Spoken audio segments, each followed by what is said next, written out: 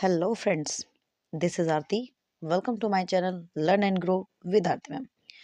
तो मैं हाजिर हो चुकी हूँ आपके सामने आपकी डिमांडिंग वीडियो लेकर। और ये वीडियो बहुत ज़्यादा इम्पोर्टेंट है उन स्टूडेंट्स के लिए जो इस सिचुएशन से जूझ रहे हैं। स्पेशल अगर मैं बात करूँ, जो हाउसवाइफ्स हैं वो बहुत ज़्यादा परेशान हैं अपने एग्ज़ाम को लेकर, और उनके साथ साथ वर्किंग वूमेन भी परेशान हैं अपने एग्ज़ाम को लेकर। और इस सिचुएशन में मैं आपको गाइड कर सकती हूँ, बिकॉज़ ये सिचुएशन मैंने भी झेली है और मैंने किस तरह से इस सिचुएशन को हैंडल किया है और किस तरह से मैंने अपने टेट क्लियर किए हैं। ठीक है? मेरे दोनों सीटेट क्लियर हैं और दोनों एसटेट क्लियर हैं। मतलब अगर हम बात करें, सीटेट पेपर 1 पेपर 2 और एसटेट पेपर 1 पेपर 2 मेरे बोथ आर क्लियर। ठीक है? तो इसीलिए मैं आपको इस सिचुएशन में गाइड कर सकती हूँ, क्योंकि मैं खुद जॉब भी करती हूँ।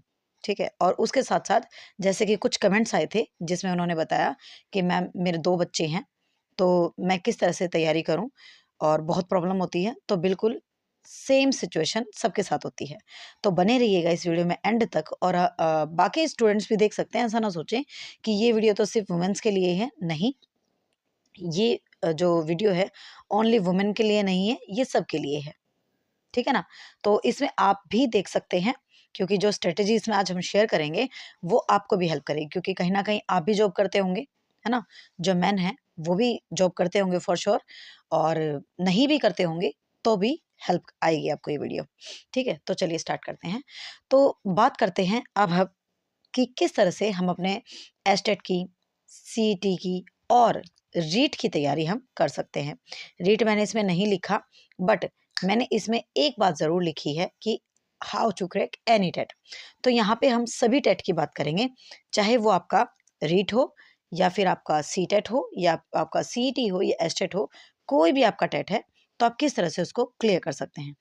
तो अगर देखें, कोई आपसे ये कहे कि आपको घंटों बैठकर और फिर तैयारी करनी है, तो देखिए शायद ये पॉसिबल नहीं है। ठीक है? बुरा मत मानिएगा, बट ये पॉसिबल नहीं है। जो उस सिचुएशन से हैं, उस सिचुएशन में वो इस बात को रिलेट कर पाएँगे कि उनके पास 2 से 3 बच्चे भी हैं। ठीक है? उसके साथ-साथ उनके पास घर का काम भी है, और घर के काम के साथ-साथ उनके ऊपर और ज़िम्मेदारियाँ भी हैं। है ना? तो इस सिचुएशन में उन्हें बिल्कुल आराम से तसल्ली से बैठकर 3 से 4 घंटे का टाइम, या कहूँ इससे ज़्यादा टाइम, वो नहीं निकाल सकती। कुछ लोग आ जाते हैं उन्हें मशवरा देने कि आप रात को बैठकर पढ़िए। तो देखिए, जिन्होंने ये चीज़ झेली है वो इस बात को समझ सकते हैं कि पूरा दिन काम करने के बाद भी देर रात तक पढ़ना मुश्किल हो जाता है। बिल्कुल हो जाता है। तो आज जो मैं बात कर रही हूँ, ये बिल्कुल आपकी हेल्प आएगी, हेल्प करेगी आपको। तो सुनिए, आप कैसे कर सकते हैं। आप वीडियोज़ देखना स्टार्ट कीजिए। ठीक है? फॉर श्योर आप देखते ही हैं, तभी आप चैनल पर आए हैं, और बहुत सारे स्टूडेंट हैं जो अब वीडियो देखते हैं। है ना? तो तभी आप इस वीडियो पर आए हैं। तो वीडियोज़ जो है ना, आप ऐसा ना करें कि काम होने के बाद ही देखेंगे। आप खाना बनाते-बनाते भी वीडियो को देख सकते हैं। ठीक है? मैंने खुद ऐसा किया है, इसीलिए मैं आपको बता रही हूँ। आप वीडियो बनाते-बनाते भी इसको देख सकते हैं। उसके अलावा बच्चा ज़्यादा छोटा है, आप उसको खाना खिला रहे हैं, उसको खाना खिलाते-खिलाते भी आप वीडियो देख सकते हैं। उसके अलावा आप क्या कर सकते हैं, उसके अलावा आप ये कर सकते हैं, देखिए, थोड़ा तो, थोड़ा क्या, बहुत ज़्यादा मैनेज करना पड़ता है, लेकिन फिर भी जैसा आपको ठीक लगे, उतना तो मैनेज करना पड़ेगा ही, है ना? अगर आप देर रात तक नहीं पढ़ सकते हैं, तो प्लीज़ सुबह ज़रूर टाइम निकालिए। बाकी मैं इस बात में बिलीव नहीं करती कि सुबह पढ़ेंगे तो ज़्यादा अच्छा होता है, रात को पढ़ेंगे तो ज़्यादा अच्छा होता है। मेरा मानना ये है कि जब आपको टाइम मिल रहा है, जब आपका माइंड प्रिपेयर है चीज़ों को सुनने के लिए, सीखने के लिए, उस टाइम आपको पढ़ना चाहिए। अब कुछ स्टूडेंट हैं जो किसी के कहने से उठ जाते हैं सुबह 4 बजे, और उनकी आँख ही नहीं खुल रही है, झपकियाँ मार रहे हैं, बैठे हैं बुक सामने लेकर, और बार-बार उन्हें नींद के झटके आ रहे हैं। तो उस सिचुएशन में ऐसा करते-करते उन्होंने 1 से 2 घंटे बिता दिए, और फाइनली क्या किया? छोड़ ना यार, कल देखेंगे, और वो सो गए। फ़ायदा क्या हुआ? कुछ भी फ़ायदा नहीं हुआ। तो देखिए, जिस टाइम आप कंफर्टेबल हैं, उस टाइम आप अपनी पढ़ाई करें। चाहे आप दिन में कंफर्टेबल हैं, चाहे आप रात में कंफर्टेबल हैं, चाहे आप सुबह कंफर्टेबल हैं। और अगर मैं बात करूँ, अगर देखिए मेरी एक फ्रेंड है, तो उन्होंने क्या किया, अभी जो मेवात कैडर का एग्ज़ाम था, तो उनके पास भी 2 बच्चे हैं और दोनों बच्चे बिल्कुल मतलब ज़्यादा अंतर उनमें नहीं है। 1 साल का भी अंतर उनके बीच में नहीं है। तो दोनों जुड़वा लगते हैं उसके उनके दोनों बच्चे, और दोनों ही बच्चे उनके बिना नहीं रह सकते हैं। मतलब कुछ एक्स्ट्रा ही ज़िद्दी हैं। तो वो क्या करती थी, वो ये करती थी वहाँ पे भी सिचुएशन डिफरेंट है, क्योंकि वो जो है मतलब उनकी फैमिली उनके साथ वैसे नहीं रहती है, मतलब सास हैं बट उनके साथ नहीं है, तो वो खुद ही रहती हैं। तो ऐसी सिचुएशन में उनका हैंडल करना आसान रहा, क्योंकि जैसे ही उनका काम निपटा और बच्चों को साथ ही सुला दिया, उसके बाद वो क्या करती, रात को उठ जाती, कभी 1 बजे, कभी 12 बजे अलार्म लगाकर उस टाइम वो उठ जाती, और फिर 2 से 3 से 4 घंटे पढ़ने के बाद 2 बजे, 3 बजे फिर से सो जाती, और सुबह भी कोई प्रॉब्लम नहीं थी उठने में, तो सुबह उठकर फिर वो अपना काम कर लेती। तो इस तरह से उनकी नींद भी मैनेज हो जाती है, मतलब 3-4 घंटे वो पहले सो चुकी हैं, 3-4 घंटे बाद में ले लिए, तो मतलब 6 से 7 घंटे का टाइम उन्हें सोने का मिल जाता था।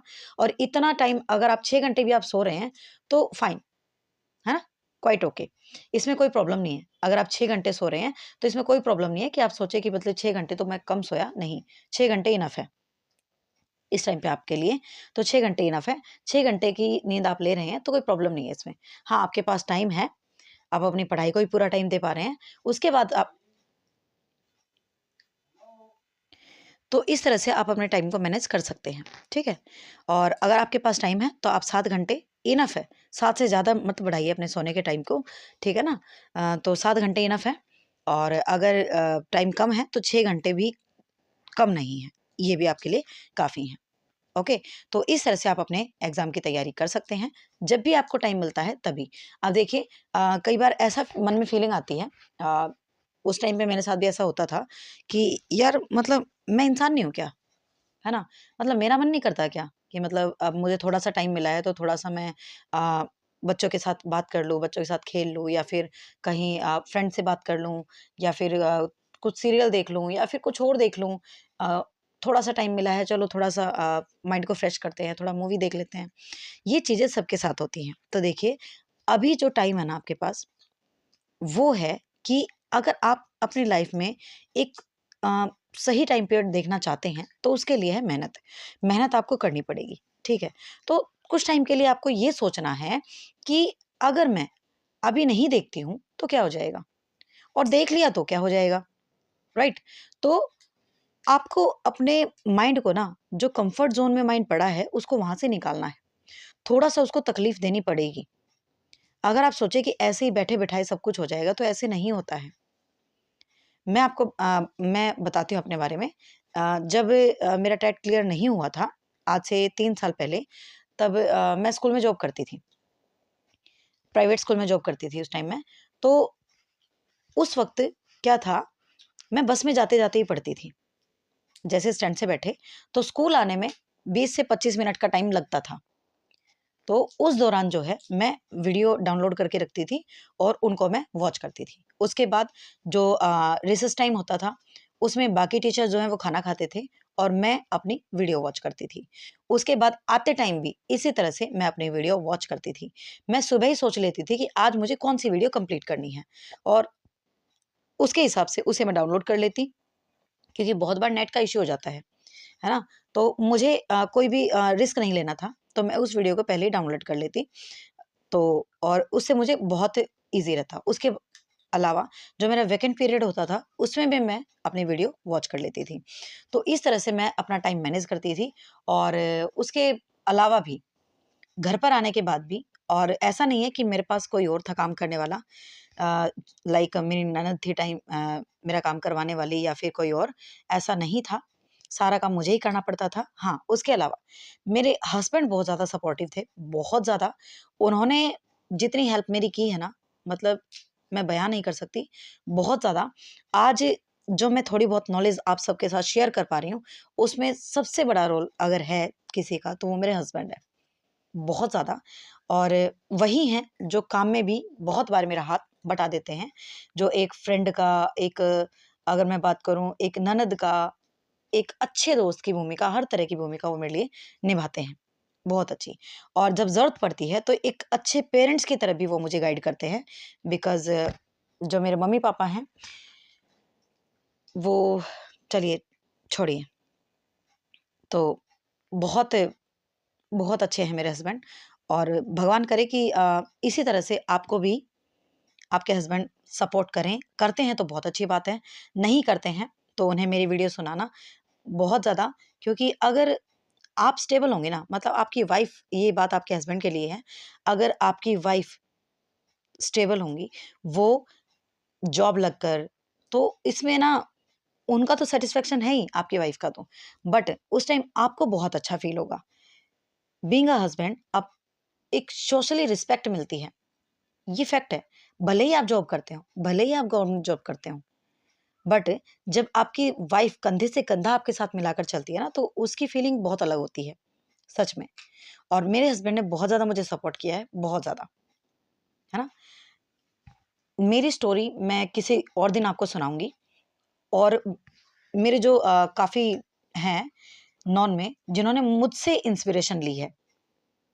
जब मेरी शादी हुई, तब ओनली 12th पास थी मैं, ओनली 12th पास थी, और उसके बाद से लेकर यहाँ तक का सफ़र,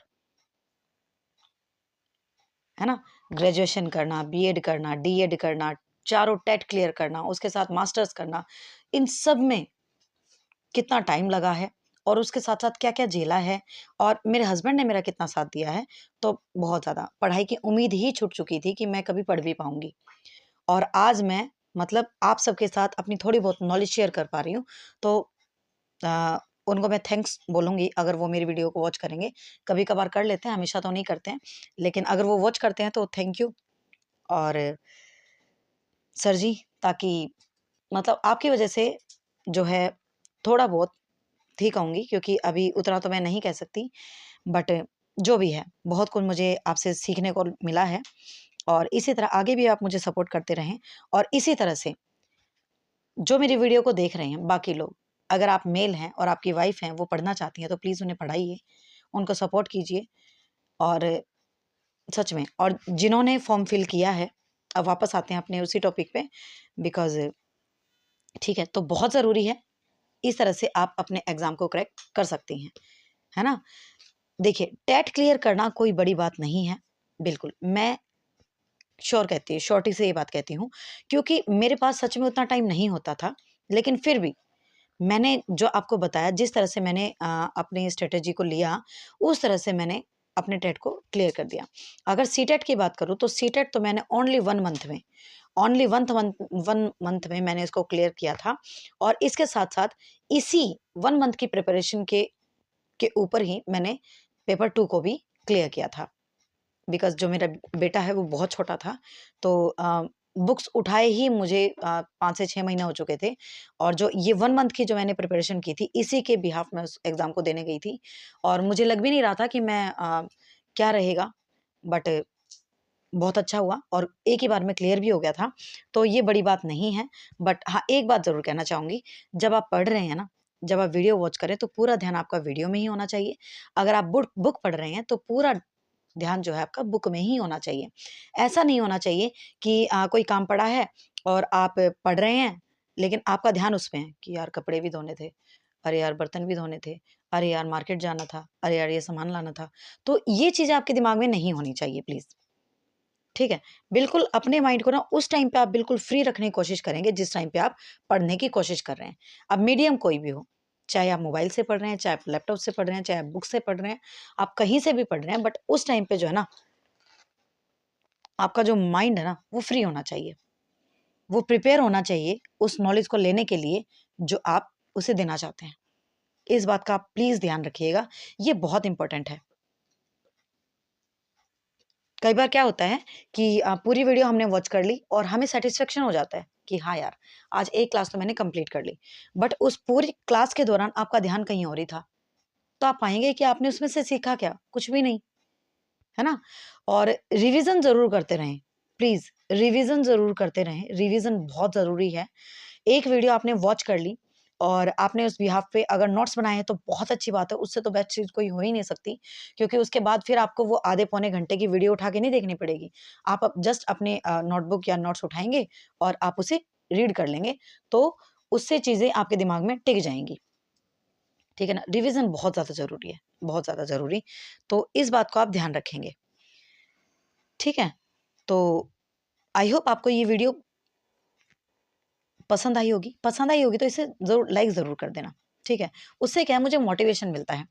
अब इतने अच्छे-अच्छे कमेंट्स आप लोग करते हो बहुत बार, बहुत मन खुश हो जाता है देखकर, और किसी टॉपिक की डिमांड करते हो तो मन से आवाज़ निकलती है कि नहीं यार टाइम नहीं है, बट फिर भी मन से आवाज़ निकलेगी, नहीं यार स्टूडेंट वेट कर रहे हैं, तो बनानी चाहिए, है ना?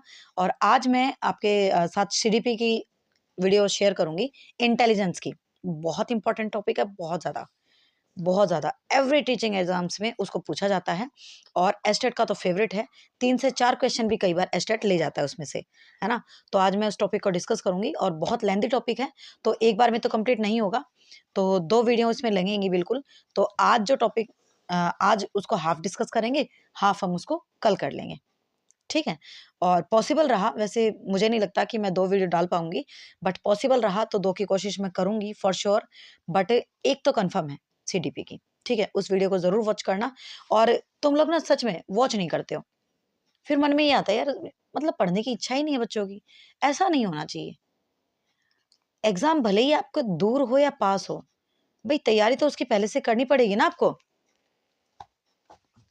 तैयारी उसकी आपको पहले से करनी पड़ेगी, तभी आप उसको क्रैक कर पाएंगे। समझे? और हाँ, एक कारण ये भी था कि जो मेरा एस्टेट है, जो मेरा सीटेट है, वो एक बार में कैसे निकला, वो इस वजह से निकला। एक कारण ये भी था, जो मैंने डीएड किया ना, मैंने डीएड किया, बीएड किया, तो वो मैंने पढ़कर किया। मैंने बुक्स पढ़ी थी उसमें। ये भी रीज़न है, ये भी सबसे बड़ा रीज़न है। बहुत सारे स्टूडेंट्स को मैं देखती हूँ कि पता नहीं कैसे ही वो क्या ही तो उसमें लिखते हैं, क्या ही नहीं, मुझे नहीं पता। बट मैंने बहुत सारे स्टूडेंट देखे हैं जो जिन्हें मैंने पढ़ते ही नहीं देखा। और उनका कहना ये भी था कि क्या यार इसको इसके लिए भी क्या ही पढ़ना, वहाँ पर आके लिख देंगे, नंबर तो मिल ही जाते हैं, और शायद उन्हें मिल जाते होंगे तभी वो पास हो जाते हैं। बट मैंने ऐसा नहीं किया था, मैंने इन बुक्स को पढ़ा था, और मुझे मोटिवेशन भी यहीं से मिला था जब मैंने इन बुक्स को पढ़ा। उसके बाद मुझे सीडीपी के बारे में, इन सब्जेक्ट्स के बारे में कोई नॉलेज नहीं थी। जैसे कि मैंने आपको बताया कि मैं 12th के बाद ही मेरी शादी हो गई थी। तो उसके बाद जब मैंने बुक्स को पढ़ा, उसके बाद ऐसे ही मैं वीडियो देख रही थी यूट्यूब पर, तो अचानक से मेरे सामने कोई वीडियो आ गई, जिसमें नीचे लिखा हुआ था सीटेट करके कुछ, तो मैंने उसे वॉच कर लिया। उसमें मैंने देखा, तो उसमें बाल विकास जैसे शब्दों की चर्चा हो रही थी, तो मैंने उस वीडियो को थोड़ा-सा सुना। फिर अचानक से मैंने उसको पॉज़ किया, और मैंने मेरे हस्बैंड से कहा, "सर जी, ये तो वही बातें हैं जो मैंने बुक्स में पढ़ी हैं।"